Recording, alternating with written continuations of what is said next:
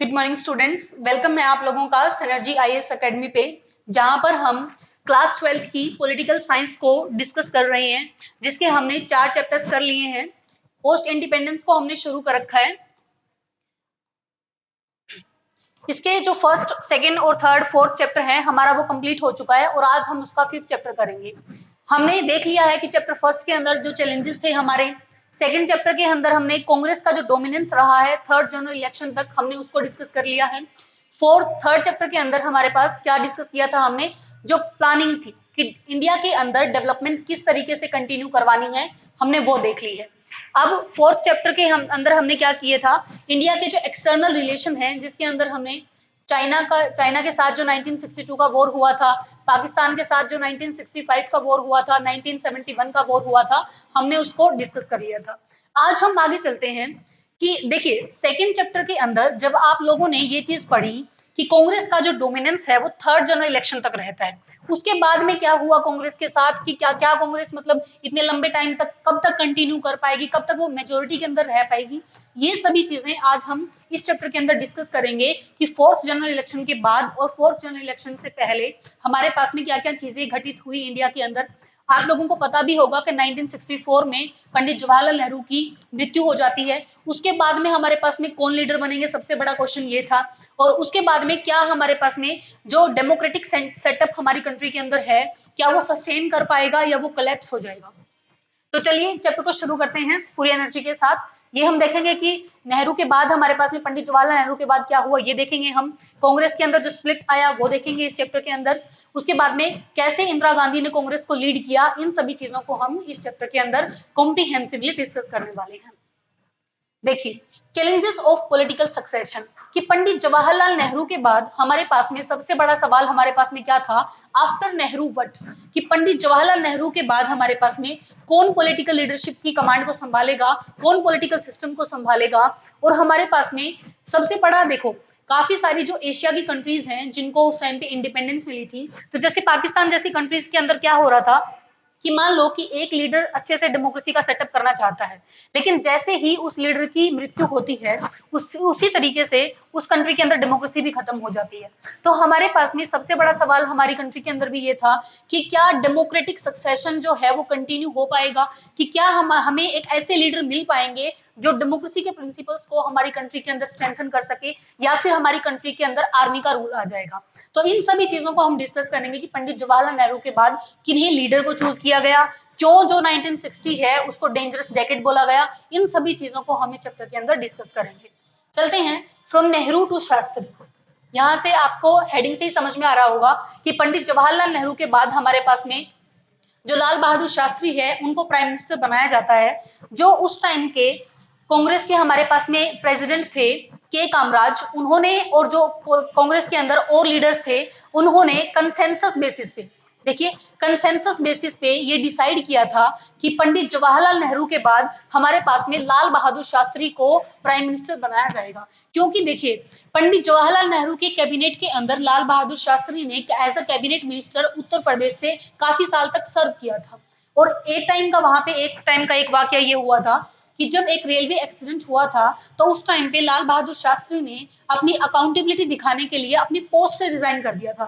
देखिए अगर किसी एक लीडर के अंडर कोई ऑफिस है, मान लो कि उनके नीचे हेल्थ डिपार्टमेंट है, उनके नीचे हमारे पास में रेलवे डिपार्टमेंट है, ट्रांसपोर्ट सेक्टर है हमारे पास में, तो अगर उस सेक्टर के अंदर मान लो कि हेल्थ सिस्टम कोलैप्स हो रहा है, तो क्या जो वो लीडर है वो अकाउंटेबिलिटी ले रहा है उस चीज की कि भाई मेरी लीडरशिप के अंदर हेल्थ सिस्टम कोलैप्स हुआ है, तो क्या मेरी रिस्पॉन्सिबिलिटी बनती है। तो सबसे बड़ा एग्जाम्पल उस टाइम पे लाल बहादुर शास्त्री ने ये दिया था कि जब रेलवे एक्सीडेंट हुआ तो उन्होंने अपनी पोस्ट से रिजाइन कर दिया अपनी अकाउंटेबिलिटी शो करने के लिए।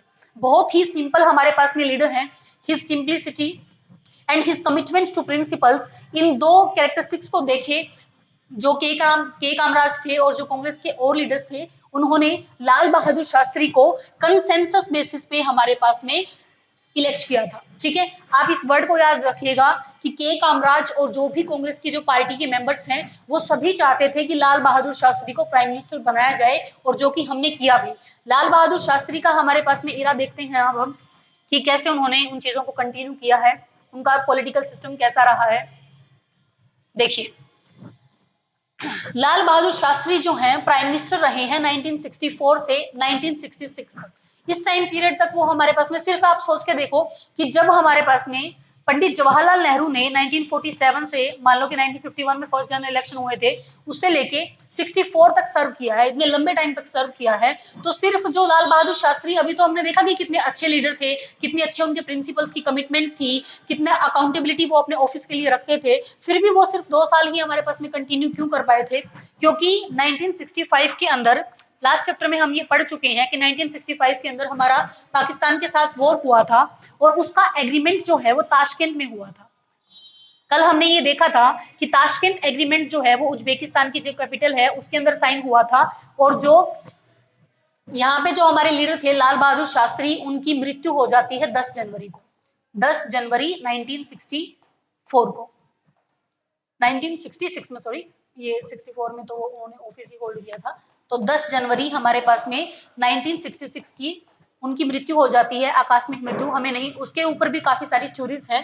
तो हम ये देखते हैं कि लाल बहादुर शास्त्री ने अपने टाइम पीरियड में किन किन चीजों को संभाला है। India was still recovering from the economic implications of the war with China।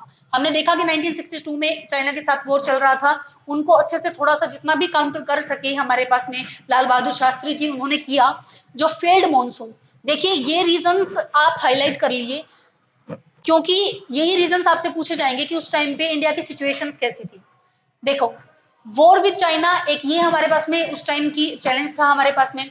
Failed monsoon, जो मॉनसून है, जो बारिश अगर अच्छे से नहीं होगी तो हमारी फसल अच्छे से नहीं होगी, फसल अच्छे से नहीं होगी तो फूड क्राइसिस आएगा कंट्री के अंदर, अगर फूड क्राइसिस आएगा तो हमें बाहर से ज्यादा इंपोर्ट करना पड़ेगा।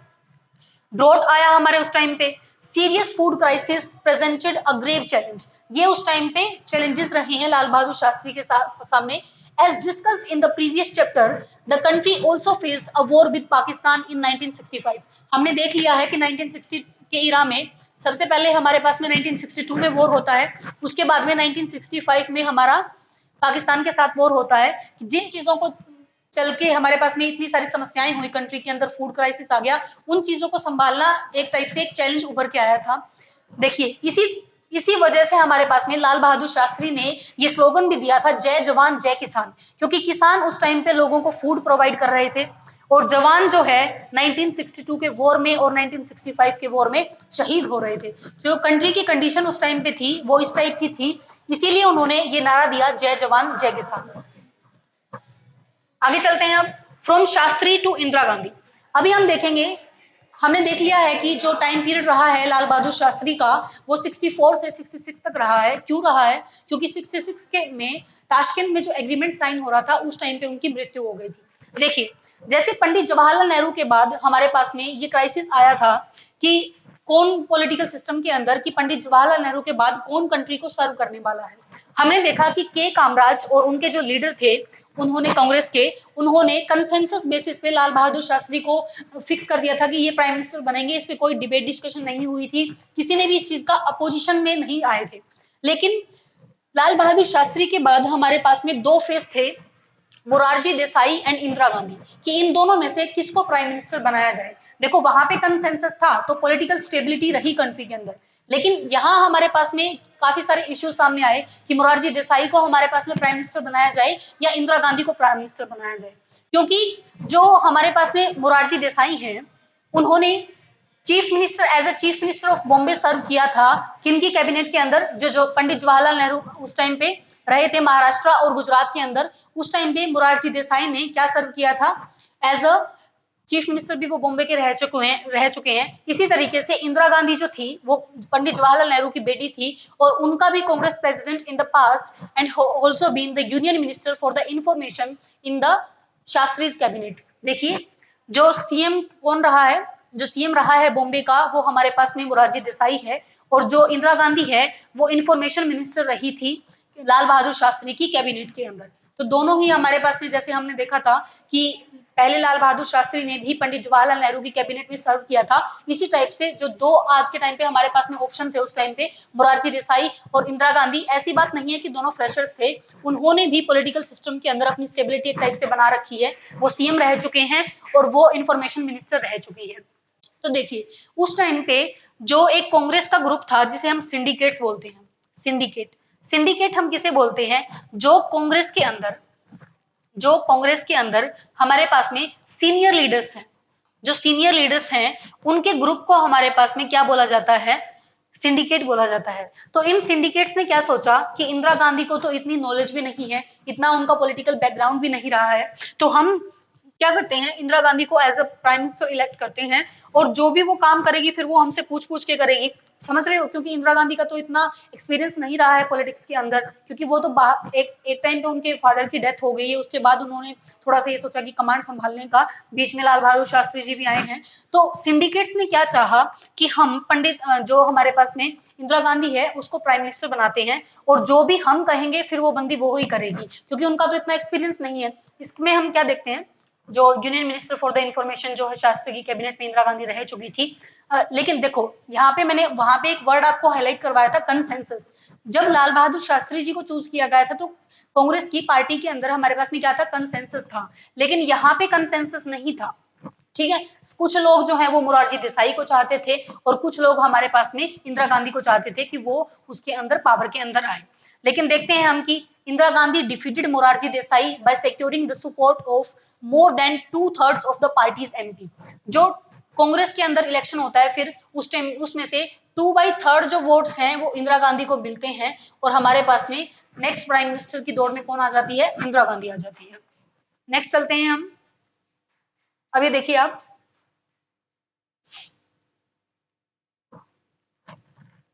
देखिए काफी सारा उन्होंने, जो सीनियर कांग्रेस के लीडर्स थे, may have supported Indira Gandhi in the belief that her administrative and the political inexperience would compel her to be dependent on them for the support and guidance। उन्होंने यही सोचा था, इंदिरा गांधी का तो हमारे पास में इतना पॉलिटिकल बैकग्राउंड नहीं है, अगर हम इंदिरा गांधी को चूज करेंगे, जो कि 2/3 मेंबर्स ने चूज भी किया।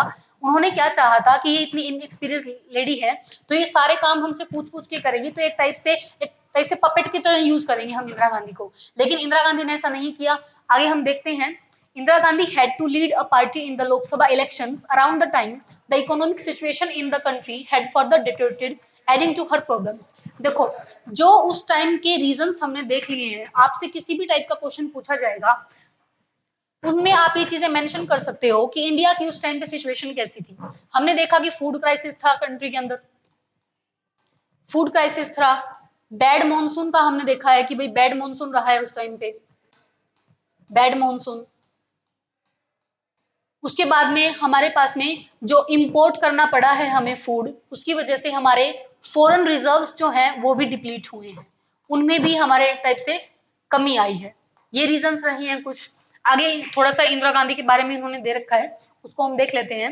Prime minister of India from 1964 to 1966 to 1977 तक, वो इस टाइम पीरियड तक हमारे पास में प्राइम मिनिस्टर रहती हैं। उसके बाद में 80 से 84 तक रहती हैं। जवाहरलाल नेहरू की डॉटर हैं ये। Participated in the freedom struggle as a young Congress worker, Congress की प्रेसिडेंट भी रह चुकी हैं। शास्त्री की कैबिनेट में हमने देखा उन्होंने एज अ इंफॉर्मेशन मिनिस्टर वहां पे सर्व किया है। आगे हम ये थोड़ा सा पढ़ लेंगे, जो भी प्राइवेट पर्स नेशनलाइजेशन के बारे में है ये आगे वाले चैप्टर्स में आ जाएगा हमारे पास में। आगे चलते हैं हम फोर्थ जनरल इलेक्शन की, जिसकी अब तक बात हो रही थी कि थर्ड जनरल इलेक्शन तो हमने पढ़ लिया है कि कांग्रेस की जो डोमिनेंस है, जो सेकंड चैप्टर के अंदर हमने ये चीज देख ली थी कि कांग्रेस की डोमिनेंस रहती है थर्ड जनरल इलेक्शन तक। अब हम देखते हैं कि फोर्थ जनरल इलेक्शन में क्या होता है। देखो, the year 1967 is considered a landmark year in India's political and electoral history. उसको 1967 के ईयर को एज अ लैंडमार्क देखा जाता है पॉलिटिकल की जो हिस्ट्री है हमारे पास में पॉलिटिक्स की, कि उसके अंदर ऐसा आप देखेंगे कि ऐसा उस ईयर के अंदर क्या हुआ था। In chapter 2, you read about how the Congress party was the dominant political party throughout the country from the 1952 onwards। ये हमने देख लिया है कि 1952 के बाद जितनी बार भी इलेक्शंस हुए हैं कांग्रेस हमारे पास में मैक्सिमम मेजोरिटी के साथ आई है और थर्ड जनरल इलेक्शन तक डोमिनेंस रही है कांग्रेस की। कॉन्टेक्स्ट ऑफ द इलेक्शंस, अब हम देखेंगे कि इलेक्शंस के टाइम पे क्या क्या सिचुएशन हो रखी है कंट्री की। देखो, काफी सारे मेजर चेंजेस आए हैं।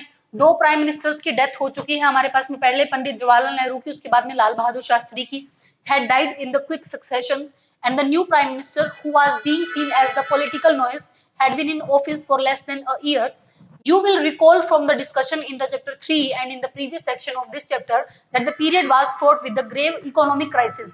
ये तो हमने देख ही लिया है, जो फूड क्राइसिस चल रहा है, जो मॉनसून की वजह से हमारे पास में फूड का क्राइसिस पैदा हुआ है, जिसकी वजह से फॉरेन रिजर्व्स में कमी आई है, ड्रॉट हुआ है कंट्री के अंदर, जो पॉलिटिकल स्टेबिलिटी एक टाइप से कंट्री की जो चेंज हो रही है, उसकी वजह से हमने काफी सारे रीजंस क्या देखे हैं, जिसकी वजह से एक टाइप से पॉलिटिकल जो स्टेबिलिटी थी ना, जो इकोनॉमिक स्टेबिलिटी थी, जो सोशल स्टेबिलिटी थी कंट्री के अंदर, वो धीरे धीरे हम क्या देख रहे हैं कि वो बिगड़ रही है, क्योंकि जो भी अच्छे लीडर्स थे, जैसे पंडित जवाहरलाल नेहरू हो गए, लाल बहादुर शास्त्री हो गए, उनकी भी डेथ हो गई है। 2 वॉर हमने फेस कर लिए हैं 1962 के अंदर, 1965 के अंदर, उसके बाद में 1971 वाला भी देखेंगे हम। तो आगे देखिए क्या क्या हमारे पास में रहे हैं। Decline in the agricultural production, ये चीजें हैं मेंशन, ये आपका यहाँ से टू द पॉइंट क्वेश्चन बन सकता है कि उस टाइम पे क्या सिचुएशन थी कंट्री की। देखो, decline in the agricultural production, serious food shortages, depletion of foreign exchange reserves, drop in the industrial production and exports. Exports में ड्रॉप क्यों होगा कि अगर हमारे पास में रिसोर्सेज ही नहीं होंगे चीजों को मैनेज करने के लिए, प्रोड्यूस करने के लिए, तो कैसे हम प्रोडक्शन कर पाएंगे और कैसे फिर हम एक्सपोर्ट कर पाएंगे। एक्सपोर्ट का डिक्लाइन हुआ। उसके बाद में sharp rise in the military expenditure and the diversion of resources from planning and the economic development. उसके बाद हम जो 2 वॉर्स हुए हैं हमारे 1962 में और 65 में, उसकी वजह से काफी सारे रिसोर्सेज को हमें डाइवर्ट करना पड़ा कि हम हमारा मिलिट्री एक्सपेंडिचर बढ़ाएं। हमने ये देखा भी था लास्ट चैप्टर के अंदर कि 1965 में और 67 में हमने एक डिफेंस से रिलेटेड डिपार्टमेंट भी बनाया था, डिफेंस सप्लायर से रिलेटेड भी हमने काफी सारे डिपार्टमेंट्स बनाए थे। तो अगर डिपार्टमेंट्स बनाए हैं तो उनको पैसा भी देना पड़ेगा, जिसकी वजह से काफी सारे रिसोर्सेज हमारे मिलिट्री की तरीके से इंप्रूवमेंट करने के अंदर चेंजेस हो रहे थे। ठीक है, उसमें हमारे काफी सारे रिसोर्सेज वेस्ट हो रहे थे। और सबसे मेजर डिसीजन जो इंदिरा गांधी ने उस टाइम पे लिया था, देखो हम स्टार्टिंग से क्या देखते आ रहे हैं कि सिंडिकेट्स को ये लग रहा था कि इंदिरा गांधी वही करेगी जो वो चाहेंगे, लेकिन ऐसा नहीं हुआ। इंदिरा गांधी ने यूएस के प्रेशर में आके हमारा जो एक्सचेंज रेट था रुपीज का और डॉलर का, उसको डिवैल्यू कर दिया और रुपीज 7 कर दिया। पहले आज के टाइम पे हम देखते हैं जैसे जो $1 होता है वो 70 या फिर 75 रुपीज के इक्वल होता है, लेकिन उस टाइम पे जब कंट्री को फ्रीडम मिली थी, तो जब $1 जो था ना, वो हमारे पास में $5 से कम के अंदर मिल जाता था। ठीक है, $5 से कम के अंदर मिल जाता था $1, लेकिन इंदिरा गांधी ने क्या किया था, उसको 7 से भी ज्यादा महंगा कर दिया था। ठीक है, 7 से भी ज्यादा महंगा कर दिया था। ये चीज हमें देखने को मिली। तो सिंडिकेट्स को क्या लगा ऑब्वियसली कि ये तो हमसे पूछ पूछ के कुछ भी नहीं कर रही है, जो हमने सोचा था कि भाई सिंडिकेट्स तो ये चाह रहे थे कि इंदिरा गांधी वही करे जो वो चाहे, लेकिन इंदिरा गांधी ने तो यूएस के प्रेशर में आके उनसे बिना पूछे ही करेंसी को डीवैल्यू तक कर दिया था। तो ये इसकी वजह से कांग्रेस के अंदर हमारे पास में स्प्लिट आना शुरू हो जाता है, क्योंकि सिंडिकेट्स को जो लगा था कि इंदिरा गांधी जो करेगी, इंदिरा गांधी वो कर नहीं रही थी, जिसकी वजह से काफी सारे वेरिएशंस आते हैं। आगे देखो, आगे हम क्या देखते हैं। देखो, अगर एक कंट्री की पॉलिटिकल स्टेबिलिटी इस हिसाब से चल रही है, सोशल स्टेबिलिटी में क्या चल रहा है कि लोगों के पास खाने के लिए अनाज नहीं है, फूड क्राइसिस चल रहा है, मॉनसून अच्छे से नहीं हो रहा है, बारिश नहीं हो रही है, जिसकी वजह से जो लोग किसी को अगर मान लो प्रोडक्शन से अगर मान लो पैसा मिल रहा है, उसकी वजह से उसकी प्रोडक्शन नहीं हो पा रही है, तो वो भी तो एक क्राइसिस के अंदर आ गया है। तो इन सभी क्राइसिस के चलते कंट्री की स्टेबिलिटी खराब होना शुरू हो जाती है और लोग हड़ताल करना शुरू कर देते हैं। लोग जो गवर्नमेंट है उसको क्वेश्चन करना शुरू कर देते हैं कि भाई आप लोग क्या कर रहे हो। इसके अंदर हमने देखा जैसे bandhs and hartals were called frequently across the country. काफी सारी हमने देखा कि भाई काफी सारी चीजों में महंगाई भी आ गई है। अगर महंगाई आएगी, अनएम्प्लॉयमेंट रेट बढ़ेगा हमारे पास में, तो जो पब्लिक है वो रिटेलिएट करेगी। जो expression of the peoples problem कि लोग अगर गवर्नमेंट लोगों की समस्याओं को नहीं फुलफिल कर पाएगी, उन चीजों को एक्नॉलेज नहीं कर पाएगी, तो वो कैसे अपने लीडर के लिए रिस्पॉन्सिबल फील करेंगे कि हाँ हमारा ये अच्छा लीडर है। तो उसी टाइम पे जो ये क्राइसिस चल रहे थे उनको मैनेज करने के लिए हमारे पास में काफी सारे रिफॉर्म्स लेके आने पड़े। आगे हम देखते हैं इसके अंदर the communist and the socialist parties launch struggles for the greater equality. आप थोड़ा सा कॉन्टेक्स्ट समझिए। इस टाइम पे जो कांग्रेस के अपोजिशन में जो पार्टीज थी, अगर कंट्री की सिचुएशन इस टाइप से चल रही है कि फूड क्राइसिस हो रखा है, फॉरेन रिजर्व्स कम हो रखे हैं, एक्सपोर्ट में हमारे पास में डिप्लेशन आ चुका है, तो उस टाइम पे जो अपोजिशन पार्टीज थी उन्होंने इल्जाम लगाया कांग्रेस के ऊपर कि जो कांग्रेस है ना, ये तो गरीब लोगों का ध्यान ही नहीं रख रही है। ठीक है, कि ये प्रो पुअर स्ट्रेटजी को फॉलो नहीं कर रही है, ये तो सिर्फ बड़े लोगों का हमारे पास में ख्याल रख रही है। इसी चीज को आगे मैं काउंटर करेगी इंदिरा गांधी।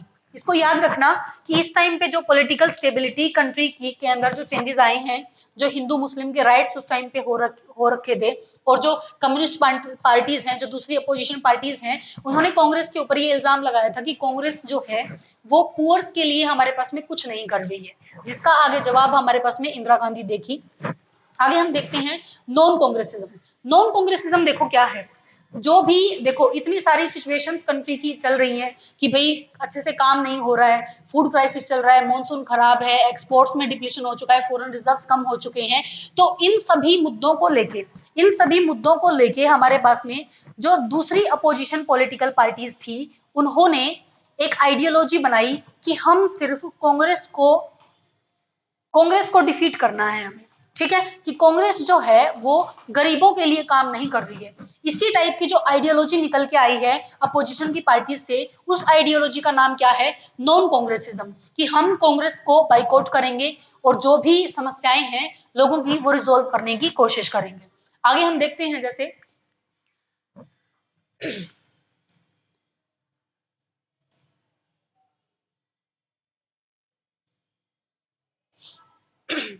देखो, जो भी अपोजिशन पार्टीज थी, जो opposition parties oppose to the Congress realize that the division of their votes kept the Congress in power. ये कितनी इंपॉर्टेंट लाइन है, एक बार इसको समझने की कोशिश कीजिए कि देखो, जितने ज्यादा हमारे पास में कैंडिडेट्स होंगे उतने ही ज्यादा वोट्स का डिवीजन होगा। मान लो कि कांग्रेस के अपोजिशन में सिर्फ एक पॉलिटिकल पार्टी है, मान लो कि कांग्रेस के यहाँ पे कांग्रेस है, यहाँ पे कांग्रेस है, और यहाँ पे कोई भी अपोजिशन पार्टी है एक होगी। अगर सिर्फ दो ही पॉलिटिकल पार्टीज होंगी तो जो लोग कांग्रेस को पसंद नहीं करते हैं वो इसको वोट देंगे, इसको ज्यादा वोट मिलेंगे। इसको ज्यादा वोट इसीलिए नहीं मिलेंगे कि भाई ये इसको इस पॉलिटिकल पार्टी को पसंद कर रहे हैं, क्योंकि वो कांग्रेस को पसंद नहीं कर रहे हैं, क्योंकि कांग्रेस की वजह से उन्हें ये लग रहा है कि कांग्रेस ने चीजों को अच्छे से नहीं संभाला है। जो फूड क्राइसिस आया है, जो मिलिट्री के ऊपर वो एक्सपेंडिचर कर रहे हैं, वो वेस्ट कर रहे हैं रिसोर्सेज को, इसकी वजह से।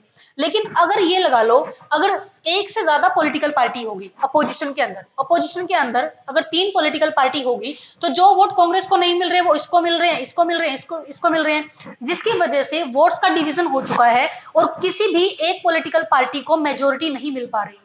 किसी भी एक पॉलिटिकल पार्टी को मेजोरिटी नहीं मिलेगी तो ऑब्वियसली फिर कांग्रेस पावर में आएगी। समझ रहे हो? इसीलिए इन लोगों को क्या रियलाइज हुआ, जो पॉलिटिकल पार्टीज को, कि जो ये डिवीजन ऑफ वोट्स हुआ है ना, इसी की वजह से this caps the Congress in power, इसी की वजह से कांग्रेस जो है वो पावर में रह गई है। इसीलिए इन्होंने क्या सोचा कि जो भी पॉलिटिकल पार्टीज कांग्रेस के अपोजिशन में है उन सभी का हम अलायंस बनाते हैं। अलायंस बनाने के लिए इन्होंने सोचा, और कौन सी आइडियोलॉजी फॉलो करेंगे? ये नॉन कांग्रेसिज्म, कि हम कांग्रेस को बाइकआउट करेंगे। इसके अंदर हमने देखा, they felt that the inexperience of the Indira Gandhi and the internal factionalism within the Congress provided them an opportunity to topple the Congress. काफी सारे जो हमारे पास में लीडर थे, जैसे कि Ram Manohar Lohia gave this strategy the name non Congressism. ये आप लीडर का नाम याद रखोगे कि नॉन कांग्रेसिज्म की जो आइडियोलॉजी थी वो किसने बताई थी? वो राम मनोहर लोहिया ने बताई थी। समझ रहे हो? इसका हमने देख लिया है कि जो ये अपोजिशन में थी उन्होंने नॉन कांग्रेसिज्म कहा था। अब हमने देख लिया है कि फोर्थ जनरल इलेक्शन का इलेक्टोरल कॉन्टेक्स्ट हमने समझ लिया है कि उस टाइम पे कंट्री की सिचुएशन क्या हो रखी है। अभी हम देखेंगे कि इलेक्टोरल वर्डिक्ट क्या है। देखो, इलेक्टोरल वर्डिक्ट उस टाइम पे क्या था? context of the popular discontent and the polarization of the political forces that the fourth general election on the Lok Sabha and the state assemblies were held in February 1967। ये हम देखते हैं कि elections कब होते हैं? 1967 में हुए हैं। The Congress was facing the electorate for the first time without Nehru, कि पंडित जवाहरलाल नेहरू के बाद, सबसे उनकी मृत्यु के बाद हमारे पास में कांग्रेस को अकेले फेस करना पड़ रहा है ये जनरल इलेक्शन। इसमें हम देखेंगे कि कांग्रेस का हमारे पास में आउटकम क्या रहा। देखो, the results joined the Congress at the both national and the state levels. Many contemporary political observers describe the election results as the political earthquake। देखो, इसको याद रखोगे इस टर्म को, कि जो फोर्थ जनरल इलेक्शन जब 1967 में हुआ है उसको क्या बोला गया है? उसको पॉलिटिकल अर्थक्वेक बोला गया है। उसको पॉलिटिकल अर्थक्वेक क्यों बोला गया है? The Congress did manage to get a majority in the Lok Sabha, कि लोकसभा को मेजोरिटी तो मिल, लोकसभा के अंदर कांग्रेस को मेजोरिटी तो मिल गई है, लेकिन सबसे कम सीट्स मिली है। मतलब जो उसकी टोटल 1952 के बाद कम सीट्स इस टाइम पे मिली थी, जो कांग्रेस है उसको। इसीलिए इन रीजंस की वजह से इसको पॉलिटिकल अर्थक्वेक बोला गया है। Ministers in the Indira Gandhi cabinet were defeated. जो भी हमारे पास में काफी सारे इन्फ्लुएंशियल लीडर्स थे उनको हरा दिया गया है। वो कांग्रेस का हमारे पास में आगे हम मैप भी देखेंगे किन किन को हरा दिया गया था। देखो, के कामराज को तमिलनाडु में, एस के पाटिल को महाराष्ट्र में, अतुल्य घोष को वेस्ट बंगाल के अंदर और के बी सहाय को बिहार के अंदर। ये लीडर्स बहुत जरूरी हैं भाई, ये मैच द फॉलोइंग के अंदर डायरेक्ट क्वेश्चन बन जाएगा, तो इनको हाईलाइट कर लेना, ये बहुत इंपॉर्टेंट है। यहाँ से डायरेक्ट क्वेश्चन बन जाएगा कि कौन सा लीडर कौन से रीजन के अंदर हारा था। अभी हमने क्या देखा, जो सिचुएशंस बनी हुई थी उसकी वजह से नॉन कांग्रेसिज्म की जो आइडियोलॉजी है वो राम मनोहर लोहिया रिप्रेजेंट करते हैं, जिसका कंसीक्वेंस हमें जो 1967 का जो फोर्थ जनरल इलेक्शन हुआ था उसके अंदर हमें देखने को भी मिल रहा है कि जो कांग्रेस की जो डोमिनेंस थी वो अभी खत्म होती नजर आ रही है, क्योंकि कांग्रेस को सबसे, वैसे लोकसभा के अंदर वो जीत गई है लेकिन जो 1952 से उसको सीट्स का हमारे पास में डिस्ट्रीब्यूशन हो रहा था उसमें सबसे कम जो है वो सीट्स लोकसभा के अंदर कांग्रेस को मिलती है। और ये जो लीडर्स हैं, ये जो इंपॉर्टेंट लीडर्स थे कांग्रेस के, वो हार गए हैं। उसके बाद में देखो, पहले हमने, आपको याद हो, हमने फर्स्ट चैप्टर के अंदर या फिर सेकंड चैप्टर के अंदर हमने मैप जो देखा था उसके अंदर सब कुछ येलो येलो दिख रहा था कि कांग्रेस की डोमिनेंस थी। अब आप देखोगे राजस्थान से लेके राजस्थान हो गया, पंजाब, दिल्ली, उत्तर प्रदेश, हमारे पास में बिहार, वेस्ट बंगाल, उड़ीसा, और इतने सारे एरिया में कांग्रेस नहीं है। और नीचे तमिलनाडु वाले एरिया में और केरला वाले एरिया में हमारे पास में कांग्रेस नहीं है। तो सोच सकते हो आप कि जो कांग्रेस पूरे भारत पे छाई हुई थी, आज काफी सारा रीजन जो है वो अपोजिशन पार्टीज ने ले रखा है। ये हम देखें भी आगे इसके अंदर देखो, जो स्टेट लेवल पे हमारे पास में डिफीट मिला है कांग्रेस को, the dramatic nature of the political change would be more apparent to you at the state level. कि स्टेट लेवल पे जो हमारे पास में कांग्रेस गवर्नमेंट नहीं बना पाई है 9 स्टेट्स में। देखो 9 स्टेट्स के अंदर हमारे पास में कांग्रेस गवर्नमेंट नहीं बना पाई है। कौन कौन सी स्टेट्स हैं ये? पंजाब, हरियाणा, उत्तर प्रदेश, मध्य प्रदेश, बिहार, वेस्ट बंगाल, उड़ीसा, मद्रास एंड केरला। इन स्टेट्स के अंदर कांग्रेस जो है अपनी डोमिनेंस नहीं दिखा पाई है और यहाँ पे किसी और की पॉलिटिकल पार्टी स्टैब्लिश हो रही है, जैसे मद्रास के अंदर डीएमके। ठीक है, मद्रास हमारे पास में जो उस टाइम का तमिलनाडु जिसे हम बोलते थे, डीएमके उस टाइम पे थी, came to the power by securing a clear majority, उसको क्लियर मेजोरिटी मिलती है। देखो, जो डीएमके है, आपने आज के टाइम पे भी सुना होगा, जो हमारे पास में सदर्न रीजन है वो हिंदी को बोलना इतना पसंद नहीं करता है। जो यहाँ की स्टेट्स हैं वो हिंदी को बोलना इतना पसंद नहीं करती है, यार इतना हिंदी को बोलना नहीं पसंद कर रही है, तो उन्होंने इन्हीं बेसिस पे कि भाई anti Hindi agitation by the students against the centre on the issue of the imposition of the Hindi as the official language, कि जब ये मुद्दा शुरू हुआ कि हिंदी को हम ऑफिशियल लैंग्वेज बनाते हैं तो इन जो स्टेट्स हैं उन्होंने रिटेलिएट किया और इसी को मैनिफेस्टो के अंदर डाल के जो हमारे पास में डीएमके पार्टी के अंदर आई, किस स्टेट के अंदर? मद्रास वाले स्टेट के अंदर। और जो अदर, अब ये एक केस तो हो गया है हमारा, this was the first time any non Congress party had secured a majority of its own in any state. ये 19 जो हमारी इंडिपेंडेंस मिली है उसके बाद पहली बार ये हो रहा है कि कोई भी एक अपोजिशन पार्टी इंडिपेंडेंटली वो इतने वोट सिक्योर कर पा रही है, इतनी सीट सिक्योर कर पा रही है कि वो मद्रास के अंदर रूल कर पा रही है डीएमके। ठीक है, याद रखोगे ये कि डीएमके पहली जो पॉलिटिकल पार्टी है जो अपने खुद के बेसिस पे, सिर्फ खुद के बेसिस पे हमारे पास में मेजोरिटी बना पा रही है मद्रास स्टेट के अंदर। ठीक है, a popular saying was that one could take a train from Delhi to Howrah. ठीक है, ये हमारे पास में दिल्ली वाला रीजन तो आपको पता है, ये वेस्ट बंगाल के अंदर है। अगर दिल्ली से आप वेस्ट बंगाल तक आओगे, आप दिल्ली से वेस्ट बंगाल तक आओगे, आपको कोई भी कांग्रेस की पार्टी नहीं नजर आएगी, क्योंकि इन सभी इलाकों के अंदर हमारे पास में क्या है, कांग्रेस एंड जो अपोजिशन पार्टीज हैं वो जीत के आ रही है। आगे हम देखेंगे क्या चल रहा है।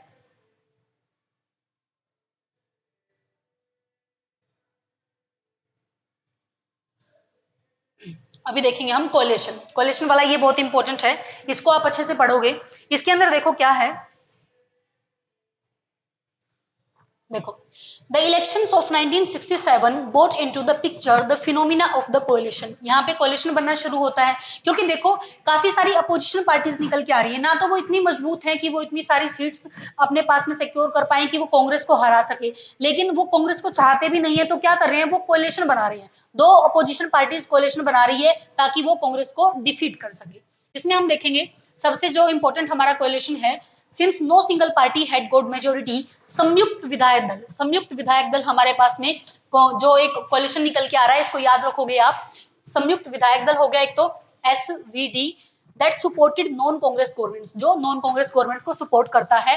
that is why these governments came to be described as SVD governments, और जो कांग्रेस को सपोर्ट नहीं करता है उसको SVD गवर्नमेंट भी बोला गया है, संयुक्त विधायक दल। इसको याद रखोगे आप लोग। यहाँ पे इन्होंने काफी सारी जो पॉलिटिकल पार्टीज हैं इनका मेंशन कर रखा है। आप एक बार ब्रीफ ओवरव्यू ले लीजिएगा कि कौन सी रीजन के अंदर कौन सी पार्टी है। The SVD government in the Bihar for instance included the two socialist parties, कि बिहार के अंदर दो पॉलिटिकल पार्टी मिलके एसवीडी का निर्माण कर रहे थे। देखो एसवीडी एक हमारे पास में होलिस्टिक टर्म है जो हमने कांग्रेस की अपोजिशन पार्टीज है उनके लिए यूज किया है। तो बिहार के अंदर एसएसपी और पीएसपी हमारे पास में दो पार्टीज ने ये बना रखा है। ऐसे ही CPI on the left and the Jana Sangh on the right, ये हमारे पास में इसका पार्ट बन रही है। ठीक है, ऐसे ही पॉपुलर यूनाइटेड फ्रंट हमारे पास में पंजाब के अंदर बन रहा है। देखो एसवीडी जो है वो कॉमन नाम है कि जो कांग्रेस के अपोजिशन में गवर्नमेंट बनेगी उसको हम एसवीडी बोल सकते हैं। और इसी टाइप से जो सीपीआई होगी, जो जनसंघ हो गए, ये भी तो कांग्रेस के अपोजिशन में है, इसीलिए इनको एक टाइप का एसवीडी गवर्नमेंट बोला गया है। जैसे ऐसे ही पंजाब के अंदर पॉपुलर यूनाइटेड फ्रंट को एसवीडी बोला गया है क्योंकि ये कांग्रेस को अपोज कर रहा है। तो ये कुछ एग्जांपल्स हैं जिनको आपको ध्यान रख के चलना पड़ेगा कि कौन कौन सी हमारे पास में अपोजिशन पार्टीज क्या क्या गवर्नमेंट बना रही हैं।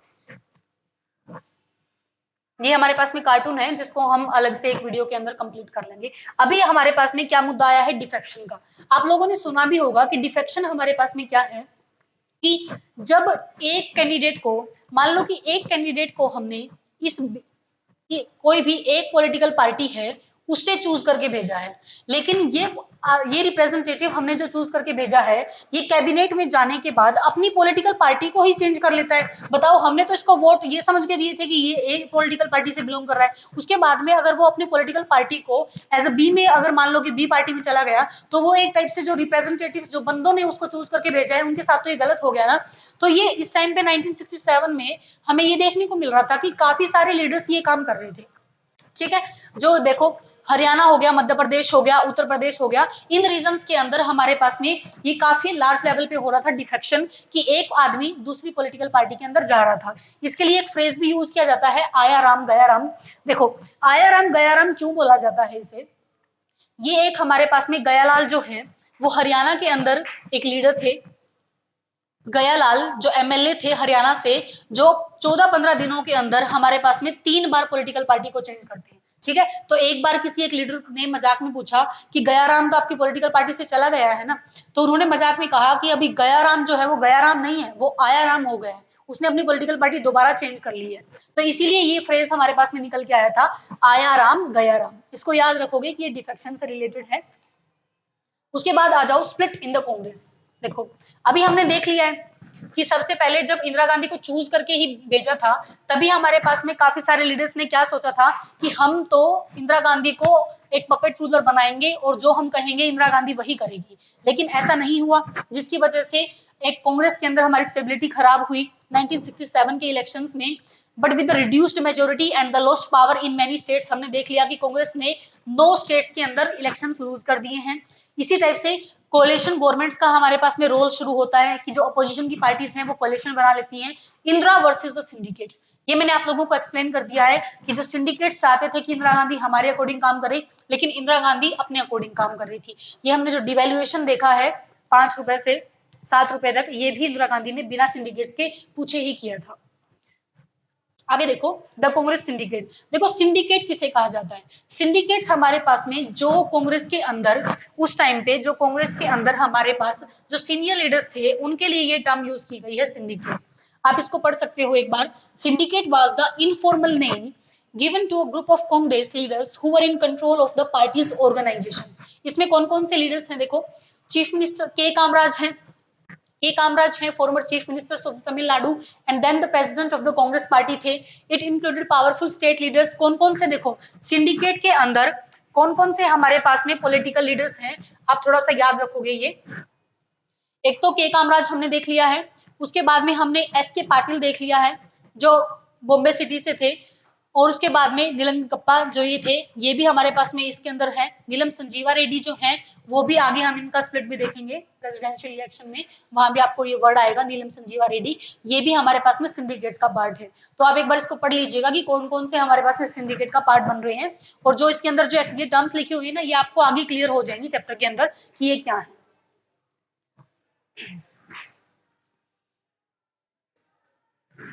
तो इसमें हम क्या देख रहे हैं कि इंदिरा गांधी को जो सिंडिकेट्स का जो ग्रुप है उससे डील करने की नीड पड़ रही है कि किस तरीके से वो अपनी पॉलिटिकल पार्टी को आगे लेके चलेंगे।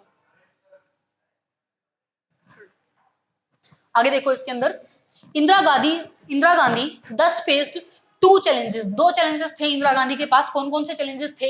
She needed to build her independent form of the syndicate and she also needed to work towards the regaining the ground that the Congress had lost in the 1967 election. अभी देखो इंदिरा गांधी के पास हमारे पास में कौन से चैलेंजेस हैं। एक तो चैलेंज हमारे पास में ये हो गया कि जो कांग्रेस ने 9 स्टेट्स के अंदर अपनी मेजोरिटी को लूज किया है, और जो सीट्स का हमारे पास में रिडक्शन हुआ है, उस कांग्रेस को उसी लेवल पे बिल्डअप करना है। दूसरा, कांग्रेस इंदिरा गांधी की हमारे पास में क्या चैलेंज है कि सिंडिकेट्स के साथ कैसे डील करेगी इंदिरा गांधी, उन सिंडिकेट्स के साथ कैसे डील करेगी, और कांग्रेस का वही ग्राउंड कैसे वापस लेके आ सकती है जिस मेजोरिटी के साथ पंडित जवाहरलाल नेहरू के टाइम पे कांग्रेस को सीट्स मिल रही थी, वो सीट्स कैसे बरकरार कर पाएंगी इंदिरा गांधी। ये हम आगे देखेंगे। देखो मैंने आप लोगों को कहा था कि इस चीज को नोट करना कि जो क्राइसिस कंट्री के अंदर चल रहे हैं ना, जिनकी वजह से अपोजिशन पार्टीज क्या कह रही हैं कि जो कांग्रेस है ना वो तो गरीब लोगों की तरफ देख ही नहीं रही है। इंदिरा गांधी ने उसी को अपना एक मुद्दा बनाया। इंदिरा गांधी ने सोचा कि अपोजिशन पार्टीज ये बोल रही हैं कि जो कांग्रेस है वो लोगों का भला नहीं कर रही है, वो गरीब लोगों की तरफ नहीं देख रही है। इंदिरा गांधी ने उन्हीं चीजों को ध्यान में रख के 10 पॉइंट प्रोग्राम इंट्रोड्यूस किया। 10 पॉइंट प्रोग्राम के अंदर क्या था, गरीब लोगों का भला किस किस टाइप से हम कर सकते हैं, कौन कौन से सेक्टर्स को कवर कर सकते हैं, कौन से रीजंस को कवर कर सकते हैं, इन सभी चीजों को एक्सप्लेन करने के लिए हमारे पास में कांग्रेस वर्किंग कमेटी ने एक अडॉप्ट किया 10 पॉइंट प्रोग्राम मई 1967 के अंदर। This programme included social control of the banks. इससे क्या किया, जो बैंक्स थे, बैंक का हमारे पास में नेशनलाइजेशन किया गया। जो गवर्नमेंट है, गवर्नमेंट का हमारे पास में काफी ज्यादा रोल हो गया बैंकिंग के अंदर। जनरल इंश्योरेंस वाले सेक्टर को, एलआईसी जैसे सेक्टर्स को गवर्नमेंट के अंडर लाया गया। अर्बन प्रॉपर्टी हमारे पास में उसके ऊपर सीलिंग लगा दी गई, इनकम के ऊपर सीलिंग लगा दी गई। ये सारे जो रिफॉर्म्स हैं, public distribution of food grains, land reforms, और जो हाउस साइट्स, रूरल पुअर्स के हमारे पास में जो भी चीजें थी, मतलब गरीबों, जो अपोजिशन पार्टीज ये कह के इलेक्शंस का मैनिफेस्टो में डाल रही थी ना कि भाई जो कांग्रेस है वो तो भलाई नहीं कर रही है गरीबों का, उसी चीज को कांग्रेस इंदिरा गांधी ने यूज किया। और क्या किया इंदिरा गांधी ने, 10 पॉइंट प्रोग्राम इंट्रोड्यूस किया और गरीबों की भलाई के लिए बैंक्स का नेशनलाइजेशन किया, इंश्योरेंस सेक्टर का नेशनलाइजेशन किया, जो हमारे पास में पब्लिक डिस्ट्रीब्यूशन फूड सिस्टम था उसको स्ट्रेंथन किया, ताकि वो लोगों की हमारे पास में लोगों की फेवरेट हो सके, और जिसकी वजह से जो कांग्रेस का जो ग्राउंड है ना, जो पंडित जवाहरलाल नेहरू के टाइम पे था, वही उस ग्राउंड को रीगेन कर सके। अभी हम देखेंगे प्रेसिडेंशियल इलेक्शन 1969। देखो इसके अंदर क्या हुआ था। अभी हमने देखा नीलम संजीवा रेड्डी को, हमने देखा नीलम संजीवा रेड्डी जो है वो सिंडिकेट्स के लीडर है। तो उस टाइम पे जो हमारे पास में उस टाइम के प्रेसिडेंट थे जाकिर हुसैन, उनकी मृत्यु हो जाती है। अब देखो प्रेसिडेंट की मृत्यु हो गई है तो हमें दूसरा प्रेसिडेंट चूज करना है ना कि भाई दूसरे प्रेसिडेंट हम किसको बनाना चाहते हैं। तो 2 ऑप्शंस थे, एक तो नीलम संजीवा रेड्डी था। सिंडिकेट्स क्या चाहते थे कि नीलम संजीवा रेड्डी हमारे पास में प्रेसिडेंट बने, लेकिन इंदिरा गांधी क्या चाहती थी कि वीवी गिरी बने, कि वीवी गिरी हमारे पास में प्रेसिडेंट बने। ठीक है, देखो अब तक जो ये सिंडिकेट का और जो कांग्रेस के अंदर ही है ना सिंडिकेट्स भी, अभी तक बाहर वाले लोगों को ये नहीं पता चला है कि भाई कांग्रेस के अंदर ये स्प्लिट हो चुका है, एक सिंडिकेट्स का ग्रुप है, इंदिरा गांधी उनको पसंद नहीं कर रही, वो इंदिरा गांधी को पसंद नहीं कर रही। लेकिन जो ये प्रेसिडेंशियल इलेक्शन होता है, जिससे साफ जाहिर होता है हमारे पास में कि उस टाइम पे जो प्रेसिडेंट इलेक्शन में जो रिजल्ट्स आते हैं, उसमें हमने देखा कि भाई नीलम संजीवा रेड्डी, सिंडिकेट्स बोल रहे हैं, कांग्रेस के कुछ लीडर्स बोल रहे हैं कि भाई नीलम संजीवा रेड्डी को वोट दो, और हमारे पास में इंदिरा गांधी क्या कह रही है कि वीवी गिरी को वोट दो, मतलब जो वो ग्रुप हो गया।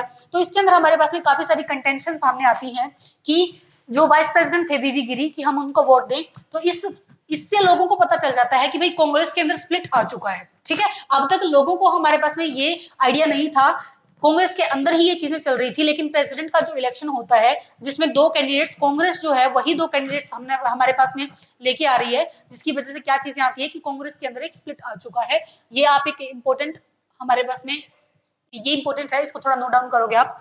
आगे हम देखते हैं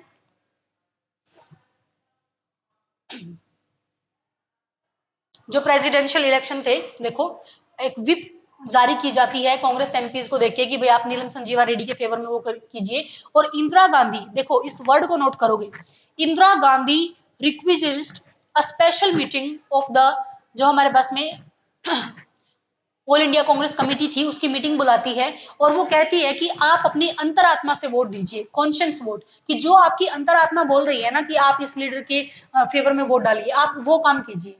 इसी काम किया। ये रिक्विजिलिस्ट, रिक्विजिलिस्ट का मतलब होता है एक टाइप से रिक्वेस्ट करना, ठीक है। रिक्वेस्ट के लिए हम ये मेनली ये वर्ड यूज करते हैं। स्पेशल मीटिंग उन्होंने बुलाई और एक टाइप से जो 2 कैंडिडेट्स थे उसका हमारे पास में रिजल्ट आता है, और जिसके अंदर वीवी गिरी जीत जाते हैं, ठीक है। वीवी गिरी जीत जाते हैं प्रेसिडेंट के इलेक्शन। अब देखोगे, अभी देखो, अब जो नीलम संजीवा रेड्डी को चाहते थे सिंडिकेट ग्रुप्स कांग्रेस का, वो तो हार गया है, क्योंकि वो तो नीलम संजीवा रेड्डी को चाहते थे। इसकी वजह से कांग्रेस के अंदर क्या आ जाता है, एक स्प्लिट आ जाता है।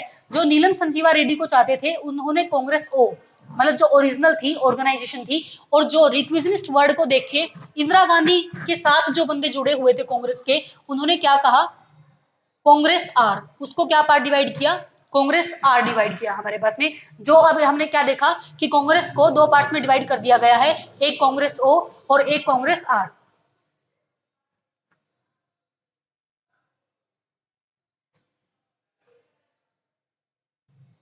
अभी हम देखेंगे आगे क्या हो रहा है।